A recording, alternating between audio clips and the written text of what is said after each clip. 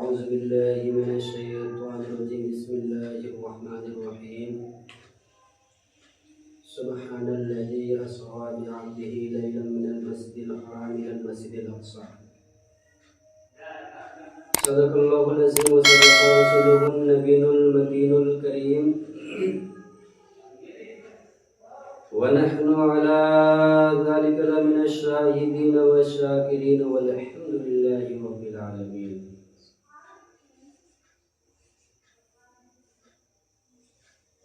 آئیے کچھ سننے اور سنانے سے قبل آج ہم لوگ شب معراج کے تعلق سے اس بزم کو سجائے اور رچائے ہیں.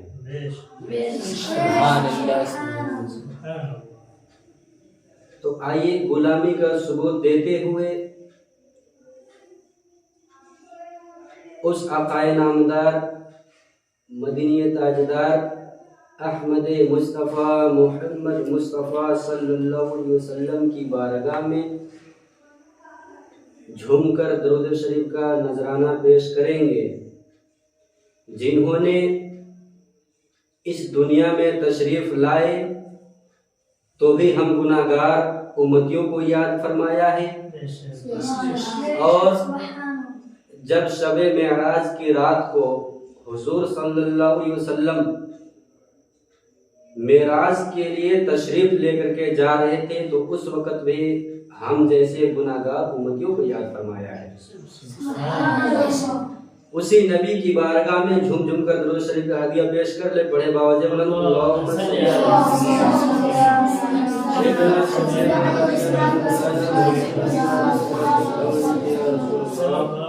صلی اللہ تعالی علیہ وسلم. سرکار اعلیٰ حضرت فرماتے ہیں واہ کیا جود و کرم ہے شہ بطحہ تیرا. حضور کی شان اتنی بڑی ہے، حضور کا مرتبہ اتنا اونچا ہے. بریلی کے امام فرماتے ہیں واہ کیا جود و کرم ہے شہ بطحہ تیرا، نہیں سنتا ہی نہیں مانگنے والا تیرا. اور دوسرے اشعار میں فرماتے ہیں کہ سرور کہوں کہ مالک و مولا کہوں تجھے، کہ سرور کہوں کہ مالک و مولا کہوں تجھے، باغ خلیل کا بولے زیبا کہوں تجھے. اور آگے اسی شعر میں فرماتے ہیں کہ تیرے تو وصف عیب تنہائی سے ہے بری، حیران ہوں میرے شاہ کیا کیا کہوں تجھے. حضور کی شان اتنی ہے، حضور کا مرتبہ اتنا اونچا ہے کہ بریلی جیسے امام، بریلی کے امام احمد رضا وہ بھی تعریف کرنے لگتے ہیں تو ان کے پاس بھی کوئی جملہ نہیں ملتا ہے، تو بھی آگے فرماتے ہیں کہ رخ دن ہے یا مہر سما یہ بھی نہیں وہ بھی نہیں. یعنی حضور کی شان اتنی ہے کہ حضور کی شان کے لیے اگر کوئی جملہ پیش کرنے چلے تو امام احمد رضا جیسے امام وہ بھی قاصر رہ جاتے ہیں. نبی کی شان میں اگر میں بیان کروں تو کس قدر کروں. تو بریلی کے امام پھر فرماتے ہیں کہ مصطفیٰ جان رحمت پہ لاکھوں سلام، شمع بزم ہدایت پہ لاکھوں سلام. تو جب بریلی کے امام نے اس شعر کو جب پڑھا ہے، اس شعر کو جب لکھا ہے تو اس وقت کے کچھ لوگوں نے یہ اعتراض کیا ہے کہ ان کی شان اتنی بلند ہے، ان کا مرتبہ اتنا اونچا ہے، ان کی شان اتنی بلند ہے کہ ان پہ لاکھوں سلام پڑھا جائے گا، ان پہ لاکھوں درود پڑھا جائے گا. تو جب بریلی کے امام احمد رضا کی کانوں تک جب یہ آواز پہنچتی ہے کہ پھر لوگوں نے جب اعتراض کرنا شروع کیا تو بریلی کے امام احمد رضا تک آواز پہنچتی ہے کہ لوگ اعتراض کرتے ہیں کہ ان کی شان اتنی بلند ہے، ان کا مرتبہ اتنا مرتبہ اونچا ہے کہ ان پہ لاکھوں سلام پڑھا جائے گا. تو بریلی کے امام فرماتے ہیں اے لوگوں سنو سنو، ان کی مرتبہ اتنا ہی اونچا نہیں ہے، ان کا شان اتنا ہی اونچا نہیں ہے کہ صرف لاکھوں سلام پڑھا جائے گا. ارے ان کا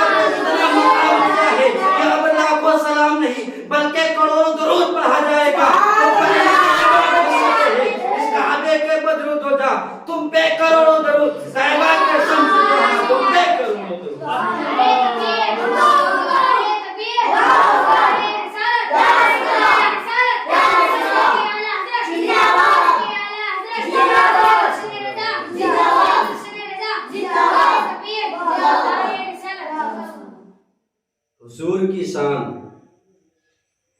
بہت بلند ہے. لوگوں نے اعتراض کیا کہ لاکھوں سلام پڑھا جائے گا. لاکھوں سلام، ان کی مرتبہ اتنی اونچی ہے، ان کا مرتبہ اتنا اونچا ہے. بریلی کے امام ہیں، عاشق رسول ہیں، آگے فرماتے ہیں اب سنو، صرف لاکھوں سلام نہیں، کروڑ درود بھی پڑھا جائے گا. تم پہ کروڑوں درود، تم پہ کروڑوں درود. یہ ہے حضور کی شان. لاکھوں سلام نہیں، کروڑوں سلام، کروڑوں نہیں اربوں سلام ہے ان پہ. ان کی شان ہی ایسی ہے. اور اسی نبی کی آج کچھ سفر کے حالات سے، جو معراج کے واقعے سے ہمارا آپ جانتے ہیں، آپ یہ سنے ہوں گے، جانتے ہیں کہ ہر ایک نبی کو اگر معراج نصیب ہوئی ہے تو اسی دھرتی پہ، آدم علیہ السلام سے لے کر کے عیسیٰ علیہ السلام تک جتنے بھی انبیاء کرام ہیں جن کو بھی معراج نصیب ہوئی ہے اسی دھرتی پہ. لیکن حضور کی شان ہے نا، حضور کا مرتبہ اتنا اونچا ہے کہ صرف یہی نہیں، اس زمین پہ نہیں بلکہ سدرہ سے بھی آگے، لامکہ سے بھی آگے بلا کر کے اللہ رب العزت نے اپنے محبوب کو معراج سے نوازا ہے. جب اللہ رب العزت اپنے محبوب کا دیدار کا مشتاق ہوا، اللہ رب العزت جبریل امین سے فرماتا ہے اے جبریل جنت کو سجا دو. جبریل امین عرض کرنے لگتے ہیں اے رب کائنات، جنت کہتے ہی ہیں اس جگہ کو جہاں سجا دھجا ہوا ہو، سجا ہوا ہو. پھر سجانے کا مقصد کیا ہے؟ تو اللہ رب العزت ارشاد فرماتا ہے اے جبریل آج میرا محبوب آنے والا ہے. جنت کو سجا دیا گیا. اللہ رب العزت کا حکم ہوتا ہے اے جبریل جاؤ میرے محبوب کی بارگاہ میں چلے جاؤ، اور جا کر کے عرض کرنا یا رسول اللہ، اللہ رب العزت آپ کے دیدار کا مشتاق ہے. حضرت جبریل امین 1,70,000 فرشتوں کا لشکر لے کر کے حضور کی بارگاہ میں آئے، اور حضور اس وقت ام ہانی کے یہاں تشریف فرما تھے. اور ام ہانی کے یہاں کیوں تشریف فرما تھے؟ اس میں بھی ایک حکمت ہے، اس میں بھی ایک راز کی بات ہے.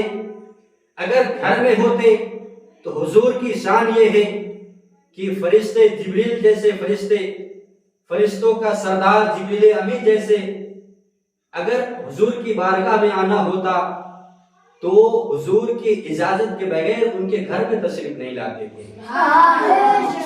اسی لیے